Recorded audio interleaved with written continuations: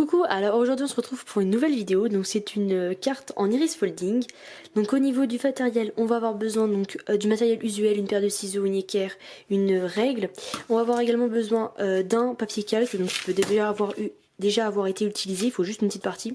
On va avoir besoin de papier coloré, donc ici j'ai juste un carré de 15 x 15, prenez un joli papier de préférence. Avec des motifs, et puis on va avoir besoin également donc d'un patron d'iris folding. Donc ici je suis venue prendre un patron d'un chat, donc on trouve ça directement sur internet dans Google Images, enfin, vous trouvez ça très facilement. Et puis donc là je suis venue prendre un assez petit modèle. Voilà, donc on va venir repasser juste les contours.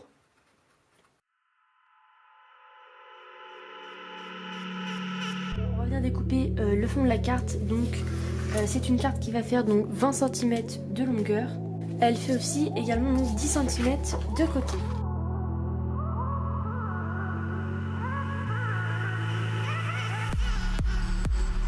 Ensuite, une fois qu'on a notre petite carte donc qui est faite, donc ici qui est assez petite, on reprend notre calque ici, donc avec notre chat.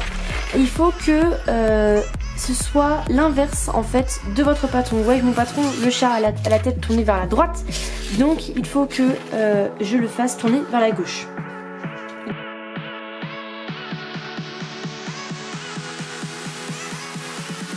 On va venir le vider, donc vous voyez délicatement.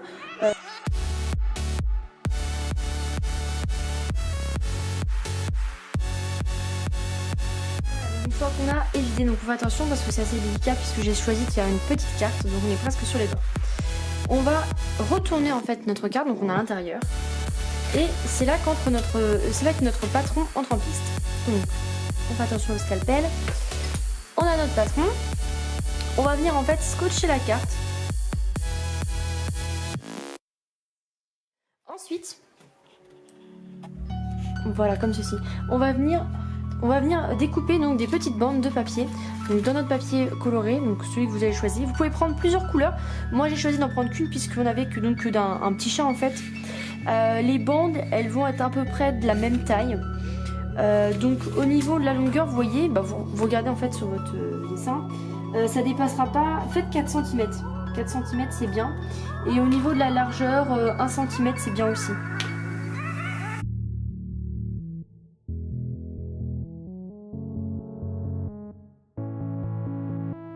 Ensuite, donc une fois que vous avez découpé plusieurs petites bandes, on va venir les coller. Donc il va falloir du coup du scotch. C'est là que le scotch donc rentre en jeu, puisqu'on va donc les scotcher, on ne les colle pas les unes par rapport aux autres. Alors ce qu'il faut faire vraiment attention, c'est qu'en fait, forcément vous allez retourner la carte et forcément ce qu'on veut voir c'est ce côté-là.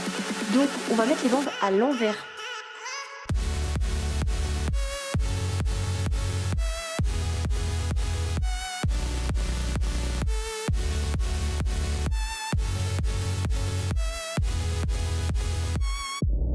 Une fois qu'on a tout recouvert, on va venir décoller nos scotch qui étaient autour de la carte et on va venir replier la carte. On viendra de toute façon mettre quelque chose pour camoufler puisque c'est vrai qu'esthétiquement parlant, c'est pas très joli quand on ouvre la carte. Donc ensuite on va pouvoir venir coller, vous voyez les petites parties qui sont comme ceci ou les pattes pour que ça vienne adhérer quand même sur le petit chat. Et puis moi je vous conseille de mettre quelque chose quand même d'assez solide à l'intérieur puisque là c'est quand même assez fragile. Alors donc là, une fois qu'on a notre carte, on a écrit à l'intérieur le petit message qu'on voulait, on va venir embosser. Donc on va faire une technique d'embossage avec donc on va avoir besoin d'un tampon encre de Versamark. Donc ça évidemment vous n'êtes pas obligé, c'est vraiment en décoration après avoir fait donc la technique la plus importante de la carte. Voilà, donc on va venir embosser.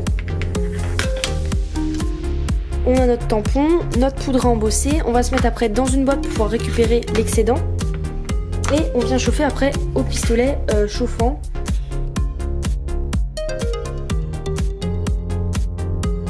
Ça donne donc après embossage. Donc je viens juste le découvrir parce que je ne l'ai pas embossé directement sur la carte. Et donc voilà le résultat.